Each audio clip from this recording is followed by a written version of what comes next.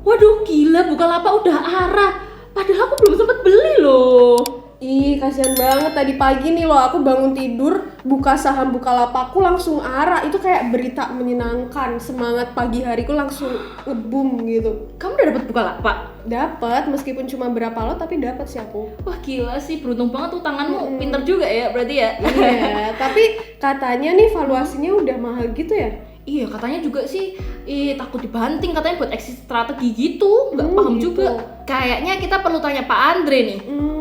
Gimana kalau kita langsung call Pak Andre? Kok Tonton video ini sampai habis ya. Mau dapat bimbingan intensif belajar saham dan referensi? Bisa tanya jawab secara intensif? Yuk, daftar Mtrade sekarang di mtrade.id/whatsapp atau klik di bawah sini ya.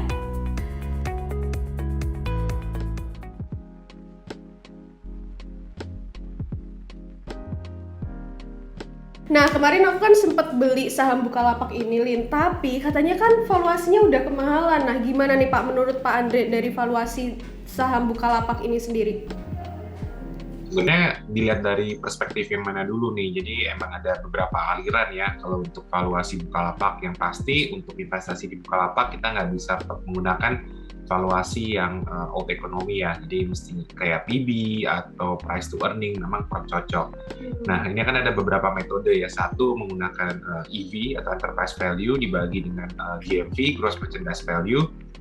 Kemudian juga ada EV per TPV atau enterprise value dibagi dengan total processing value, sama yang ketiga enterprise value dibagi dengan gross profit.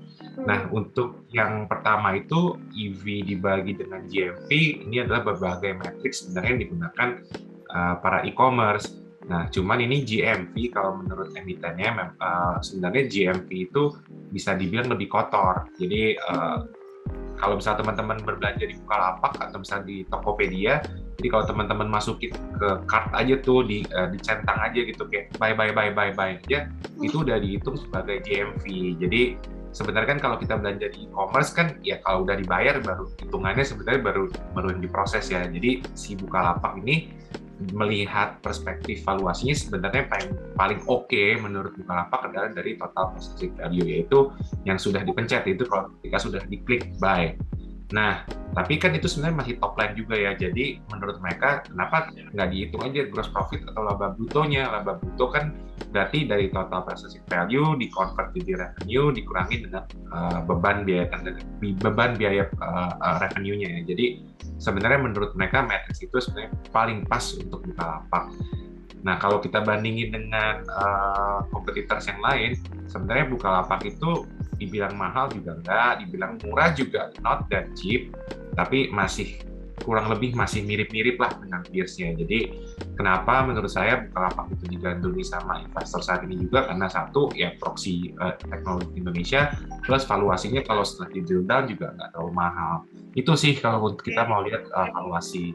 Berarti kalau hitungan valuasi masih bisa dibilang nggak terlalu mahal juga ya Pak ya? Betul. Oke. Karena masuknya dalam growth stock gitu nggak sih Pak? Termasuknya si Bukalapak ini? Tentu saja untuk Bukalapak pasti growth stock ya, karena bisa dibilang perusahaannya juga baru lahir belum lama ya. Terus kalau kita lihat dari segi industrinya aja kan e-commerce memang merupakan industri yang sedang bertumbuh gitu. Jadi pertumbuhannya tiap tahun itu dari industrinya sendiri ya itu bertumbuhnya bisa double digit kemungkinan besar. Kalau saya baca riset dari marketplace aja atau e-commerce aja kemungkinan besar tiap tahun itu bisa bertumbuh 20%. Jadi 20% kalau misalnya 5 tahun kira-kira market e-commerce di Indonesia tuh kemungkinan besar bisa double ya. Jadi bisa dibilang ini semacam growth investing karena memang secara sektor dan secara industrinya masih berkembang dengan pesat. Oke. Jadi gitu ya. Jadi hitungannya seperti sudah disampaikan sama Pak Andre tadi. Kayak Ya. Amazon dulu juga. Awalnya mahal tapi kan dia growth stock. Jadinya sekarang jadi valuasi, malah jadi value investing ya Pak ya kalau sekarang kayak Amazon gitu. Kalau kayak Amazon kan ya karena perusahaannya juga udah berdiri cukup lama dari tahun 97 sampai sekarang masih ada, ya tentu saja secara bisnis udah lebih mature ya dibandingin dengan Indonesia gitu. Nah, nanti balik lagi tinggal kita lihat aja peersnya bagaimana, siapa yang lebih mahal. Kita lihat juga trajektori pertumbuhan labanya itu gimana. Intinya nanti gimana nih, cuannya berapa, harganya berapa gitu. Kalau cuannya makin banyak, harga sahamnya nggak kemana-mana, ya kita sebut sebagai value stock gitu. Tapi kalau cuannya naik terus sahamnya makin naik juga, ya itu sebutannya growth stock. Jadi balik lagi nanti teman-teman mesti lihat cuan perusahaannya lah. Jadi nggak hanya bisa serta-merta kita lihat valuasi murah atau nggak. Yang penting kalau mau berinvestasi, mau value atau growth, yang penting adalah cuan dari perusahaannya, bukan valuasinya. Oke. Nah, untuk hari pertama IPO-nya Bukalapak ini aja kan saya sempat dapat nih Pak. Nah, ini waktu aku buka tradingan gitu, sahamnya kok langsung ARA gini. Nah, kalau buat pemula ini kira-kira nanti prospek dari saham Bukalapak ini sendiri gimana sih Pak? Dari pandangan Pak Andre sendiri? Sebenarnya satu ya, tadi kan saya udah ngomong valuasi relatifly lumayan, nggak terlalu mahal, nggak terlalu murah, jadi menurut saya decent. Kemudian ada beberapa faktor juga sih yang kenapa bikin saham Bukalapak ini ARA di hari pertama. Nah. Satu, Bukalapak ya, satu Proxitech. Jadi memang untuk e-commerce baru Bukalapak yang mulai ada di Indonesia, dan untuk GoTo sendiri belum tahu kepastiannya apakah akhir tahun atau mid-year tahun depan. Itu dua. Kemudian yang ketiga yang menarik adalah dengan masuknya Bukalapak ke market Indonesia, kapitalisasi pasarnya langsung besar. Jadi dia langsung masuk ke perhitungan indeks LQ45, IDX 30. Nah, implikasinya apa? Implikasinya bagi teman-teman yang mau investasi reksadana, saham-saham manajer investasi itu otomatis harus ngebeliin saham si Bukalapak karena market kapitalisasinya besar. Jadi yang kemarin nggak sempet beli, jadi si fund ini langsung pada antri beli kemarin tadi di ARA karena mereka mau nggak mau harus invest di sana. Kalau misalnya mereka nggak invest di sana, return mereka akan ketinggalan dibandingin dengan indeks. Jadi itulah beberapa penyebab kenapa Bukalapak bisa ARA hari ini. Oh gitu. Kalau kemungkinan dibanting Pak, mungkin nggak kalau tiba-tiba dibanting gitu? Iya. Kemungkinan dibanting sih kayaknya kecil ya. Saya nggak bilang itu bisa nggak bisa dibanting karena balik lagi di market sangat dynamic. Kita nggak tahu siapa yang punya supply banyak, siapa yang ada demand banyak. Tapi yang pasti existing shareholder ada 55 kalau nggak salah. 55 itu di lock up selama 8 bulan. Kemudian juga bekas karyawan, direksi, dan yang kerja sekarang ini tidak boleh menjual sahamnya selama 8 bulan ke depan. Jadi secara likuiditas mestinya masih cukup baik. Nah, untuk partisipasinya retail sendiri pun udah ada 95.000 retail yang ikut berpartisipasi di IPO Bukalapak. Jadi ini tergantung teman-teman di retail juga ya, mau jualan atau enggak. Kalau semuanya berjemaah jual ya pasti bisa ARB. Tapi kalau selama ada yang jual, yang beli lebih banyak, saya rasa nggak ARB. Jadi tinggal kita lihat aja posisinya siapa yang lebih menang gitu. Iya sih, tadi beatnya ngeri banget Rani. Iya. Kalau waktu itu saya lihat, iya naik-naik terus gila. Terus kalau ini Pak, kalau kan netizen nih banyak yang tanya juga, saya nggak pernah pakai Bukalapak, lebih baik Tokopedia daripada Bukalapak, gitu gimana Pak tanggapannya?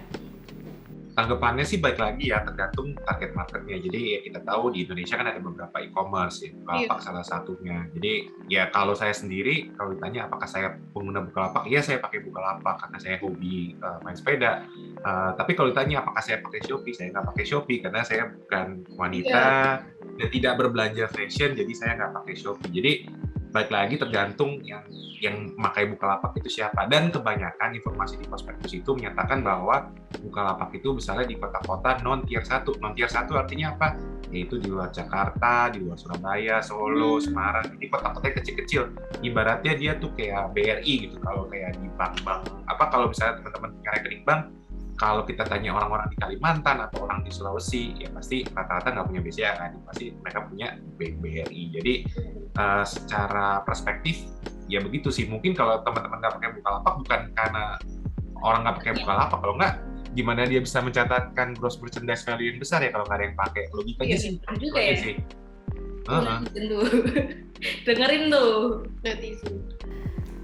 Nah, kalau berarti ini kita bisa simpulin dikit nih ya Pak ya. Kalau pandangan orang awam pun itu bisa juga dilihat dari tadi BRI dan BCA. Kalau di kota orang lebih banyak pakai BCA, kayak sekarang nih di Solo misalnya, di Solo gitu pasti kalau kita mau transfer pakai BCA gitu. Tapi kalau beda lagi kalau di kota lain kayak di Purwodadi atau di Purworejo gitu tuh biasanya orang pada lebih prefer ke BRI karena ya karena jangkauannya lebih lebar BRI. Nah ini tuh sama dengan halnya Bukalapak sendiri gitu. Intinya targetingnya itu udah Target beda mah sendiri. kalau teman-teman yang mikir saya nggak pernah pakai Bukalapak, nggak kayak gitu, targetnya beda gitu.